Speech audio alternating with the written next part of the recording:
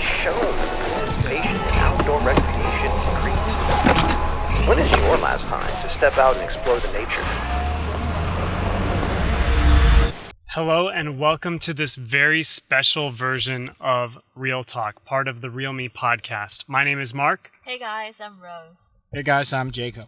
And today we are obviously not at our normal location. Where are we, Rose? It's pretty much a camping site and it's very, very cool.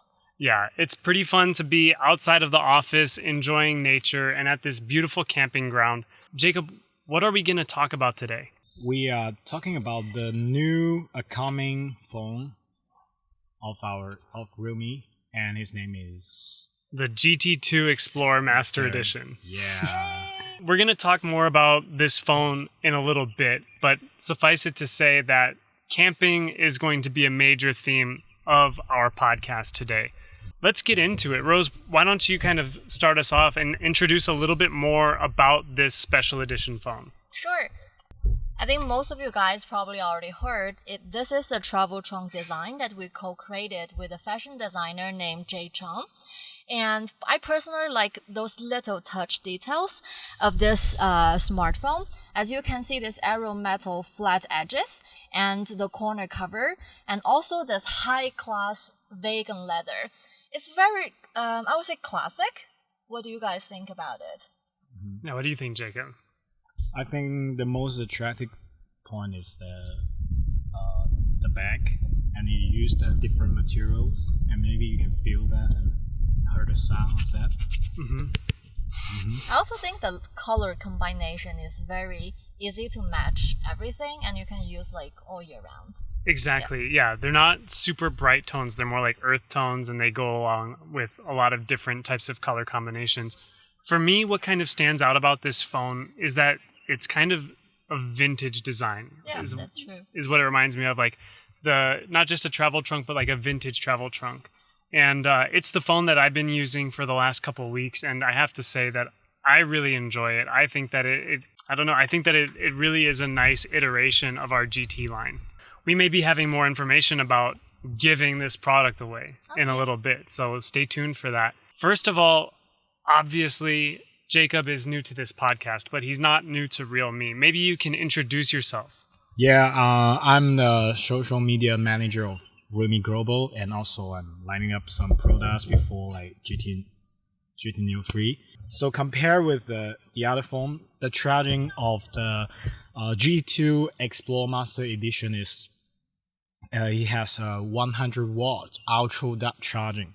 So it means that it's not so crazy fast charging like 150 watts before, but it's very good enough for daylight use because it can charge from 0 to 100% just in 25 minutes. That's impressive. And so it's definitely can fulfill the daily using of our daily life, right? And also it is fast charge and also safe. And the most attractive thing is that he used the different materials. Do you know what's that, Mark? I think that I heard that it's gallium nitride. Is that correct? Yes. So what's the advantage of this material is like it can reduce the volume of it above 60%. It is 80% cooler than the other product. So the most benefit is that when you're holding it and gaming, and can reduce your pleasure of your little fingers. Pay attention, gamers. Yeah. Reduce the pressure for your little fingers? Yeah, you just no need to like handle it. I see. A way, like it's very light. Yeah. That is one of the things that I've noticed while I've been using the phone is that it's really got a good in-hand feel. And kind of going back a little bit to the way that this phone was designed, a major difference between this and the GT2 Pro or even the GT Neo 3 is that the back is a flat edge and our other phones have a curved back. And me personally, I love the flat edges. That's my preference. But I know a lot of people feel like the grip is better with a curved back. So just keep in mind that that is a major difference of this phone compared to the GT2.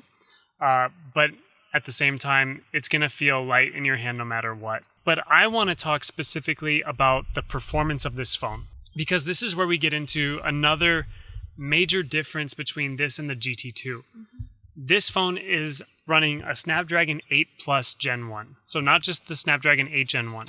And it has marked improvements in several major areas, including CPU and GPU performance. I know that Nano Review ran several tests, and there were 4 major tests where this came in with everything a little bit higher than the Snapdragon 8 Gen 1. And Nano Review's ultimate score gave this a 97, with the 8 Gen 1 getting a 94. So both chipsets are extremely powerful, have really great reviews, but the 8 Plus Gen 1 is that next level improvement over the 8 Gen 1.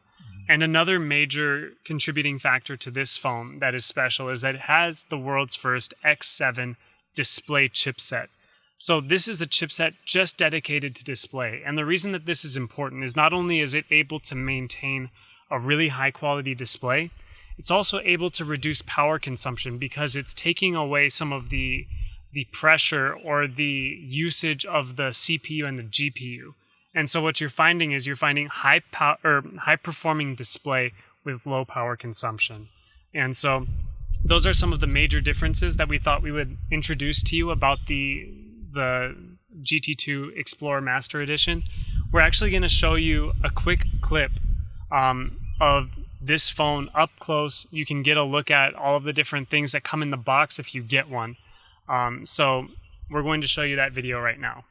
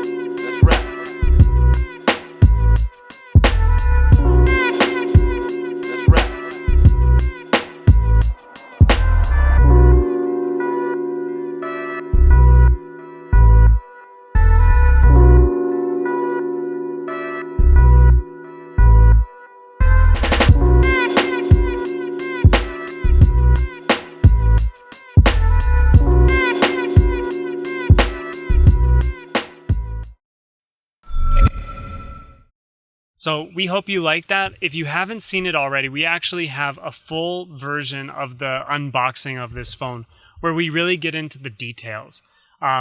Before we get into our next segment, I kind of think that now is the perfect time to just let you know that this is the conclusion of our GT Hunter on the global scale. But we're actually going to have a GT Hunter competition that's going to be run through the local markets. Okay, so the Realme local markets, if you didn't end up winning this phone from the global team, you actually have a chance through your local markets to win the phone. So just make sure to stay tuned and check in with all of your local markets.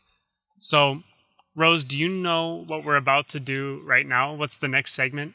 I think we're going to start the most fun part of the camping tradition, the spooky stories. Exactly. I don't know if this is a tradition where you guys are from, but where we're from, camping and scary stories kind of go hand in hand. So we thought we would each share with you a scary story. So basically, this is kind of half-true story that I heard from my mom when I was like 10 something. And so in my hometown, like around the countryside areas, there's a little bridge, and people are often saying that this bridge connects to 2 different worlds. One is our reality, another one is the mysterious plot. Like the supernatural. Kind of, yes. So there's one day, a few people, they were doing a road trip. They just drove past by the bridge. And it's already late and they got hungry, so one of them were saying, why don't we just find the nearest restaurant and let's grab some dinner. So they did it. And they opened the door and entered the restaurant. There's no one was around. But you know, like the restaurant in the countryside, they have like certain areas they keep like those little animals, like pigs, chickens and everything. So they walked around a little bit and they saw two pigs there. They have this really noticeable moles on their forehead. So, well, they didn't worry too much at that time. It's like just animals. And they keep walking. They try to find some waiters or waitresses in the places. But they would try to yell a little bit as well because there's no one was answering. And all of a sudden, two people showed up.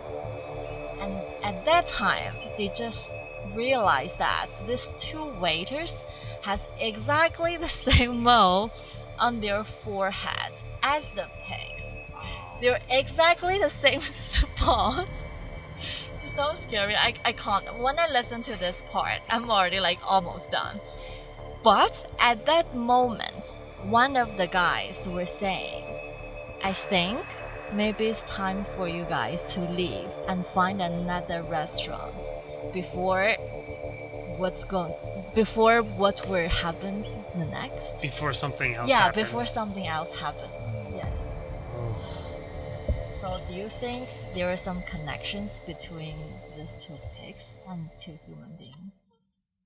I'm a little too scared to try to make that connection because it's a little bit, it's a little gruesome, I think. Okay. So you said your mom told you this Yes, story? my mom told me that. Why did she tell you this? I think we literally passing by a little bridge. That's where the story started. Oh my goodness. Yes. Just warned her not to pass the bridge. Maybe make her stay close to her mom. I think so. Yeah. Don't go wandering off because you might get eaten.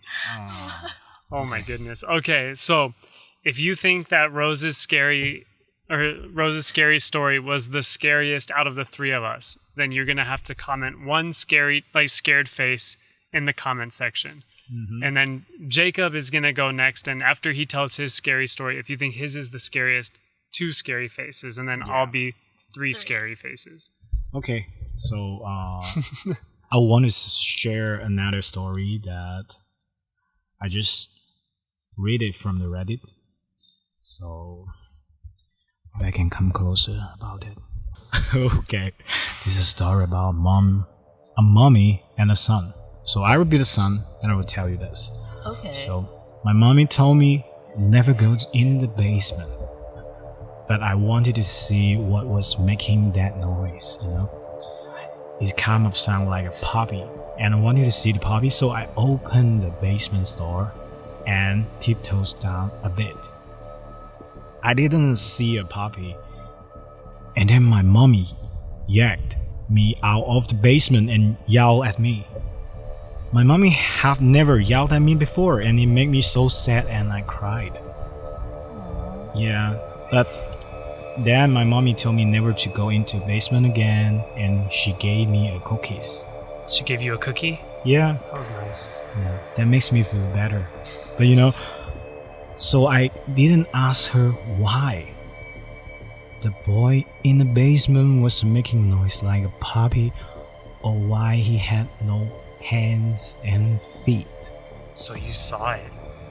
Yeah, I saw it. Oh my gosh, that's crazy. What's wrong with your mom? See, how does your mom know about this? And Why the moms No, are connected? don't tell other person again. My mommy don't let me tell other person. Okay, sure. maybe if you give us a cookie. All right, so I have a scary story. Before that, if you think my story is scary, just comment to scary face. Okay. So the next one. Mm-hmm. It's one that I heard. Uh-huh. I think that I might have heard it on YouTube or something like that first. But all right, so this story is based on an urban legend, and the urban legend is called The Wrong Way Man. Mm-hmm. Okay. So I'm going to lean in like Jacob, okay? All right, so this story starts with a couple, a guy named Brian and his girlfriend Daphne, okay? So Brian tells Daphne about this urban legend, and he says, like in our town, there's this guy who is called the Wrong Way Man, and Daphne had actually just moved to their town maybe 6 months ago, not too long, so she hasn't been around for a long, long time.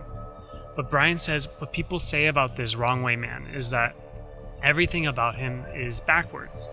Like, he has these eyes that are painted on the back of his head that are just a little too far away, and he paints a mouth on his head as well. And he has this weird wig that covers the actual front of his face, and he stands backwards, so when you're driving, you'll drive by him and see the back of his head, but it looks like the front of his face. And so he said, you know, people tell you that once you see the wrong way man, you cannot come home. All right? Do not drive home if you see the wrong way man.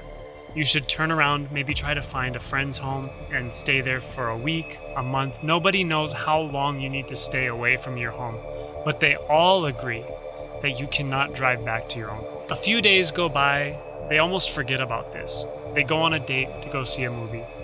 And then when they're driving home from the movie, sure enough, they start to see something that looks like the wrong way man. And as they're driving, they're getting closer and closer to this man. And they realize, wow, the eyes are a little too far away. The mouth looks really strange. And then the clothes are even on backwards. It looks like the clothes are facing them, but the hands are in the back pocket of the jeans. So everything is backwards. And they realize this really is the wrong way man. They kind of laugh about it. Brian even tries to wave at the man and laugh while he's passing to ease the tension a little bit. Daphne's waving, but she's really not laughing. And as they go by, they kind of just talk about it. They're like, should we go somewhere? We have nowhere to go. And then they just decide, you know what? Maybe it's good if we just go home. And then after midnight, we're able to say to our friends, we went past the wrong way man and went home and nothing happened. But as they get a little bit closer to home, they kind of feel a little bit even more uneasy.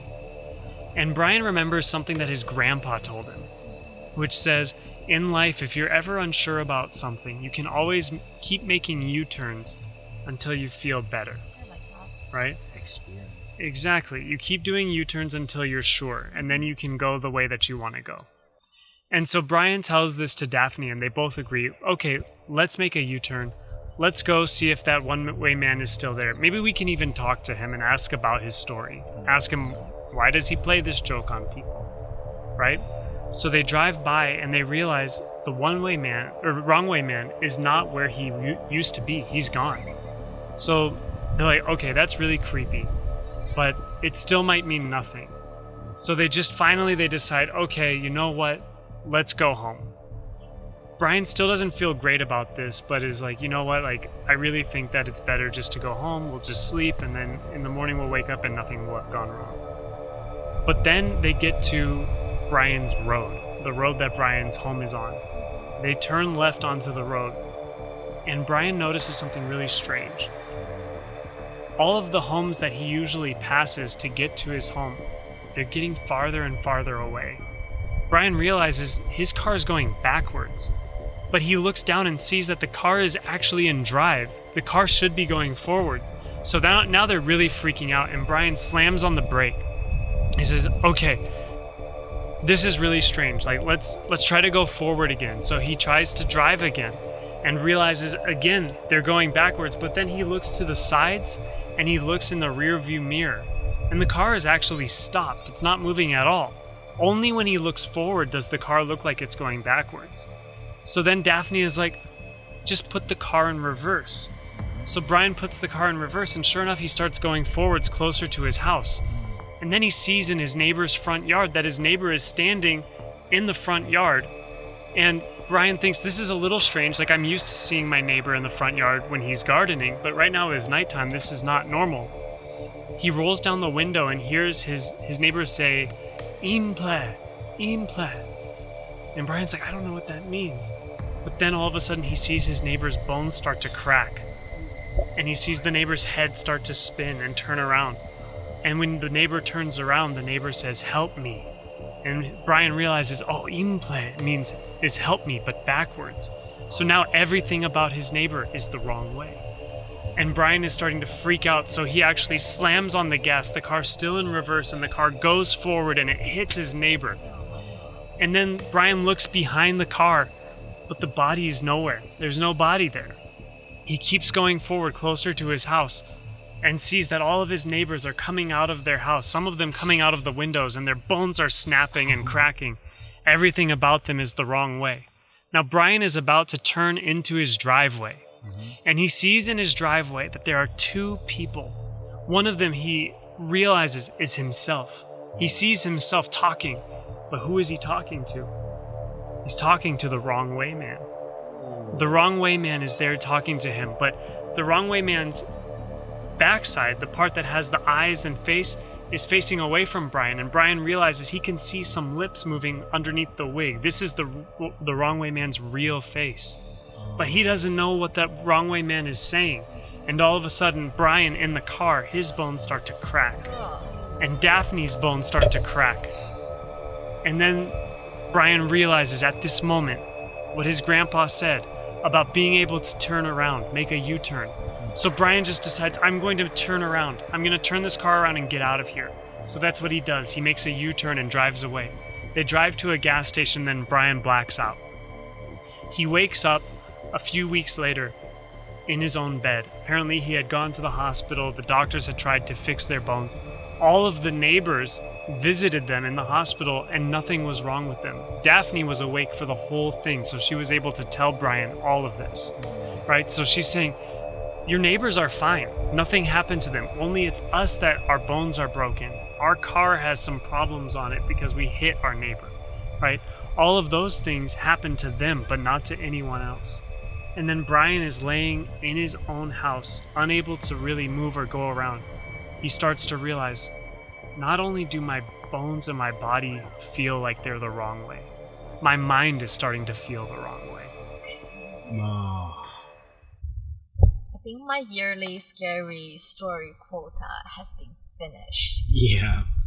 I'm done, thank you. Yeah, I was From spooked. now on. Yeah, I was spooked when I heard that story too. Yes. Okay. So if you think that my story was the scariest, remember to comment with 3 scary faces. If you thought Rose was the scariest, comment 1, and then Jacob is 2 scary faces. Okay, so now I think it's time for us to move into our next part, which is realTALK Legend. Yay. Round 1.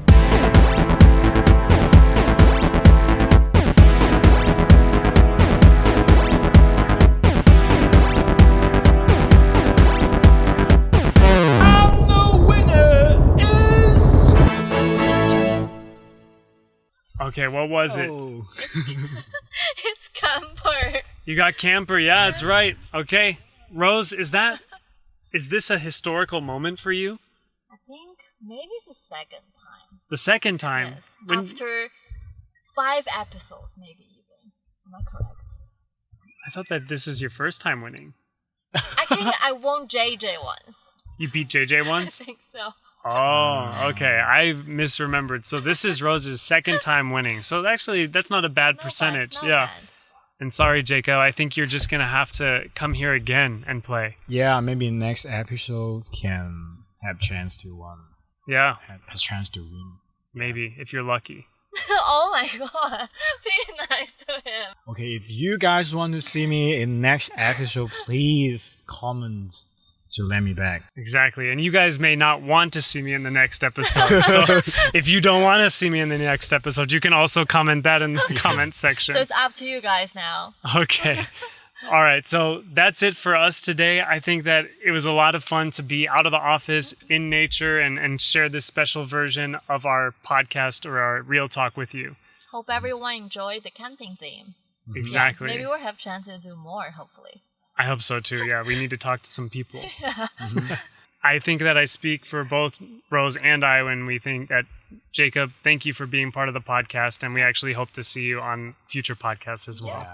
Yeah. Thank you, guys. Happy to have you. All right. Yeah. So long. See you guys around. Bye-bye. Bye.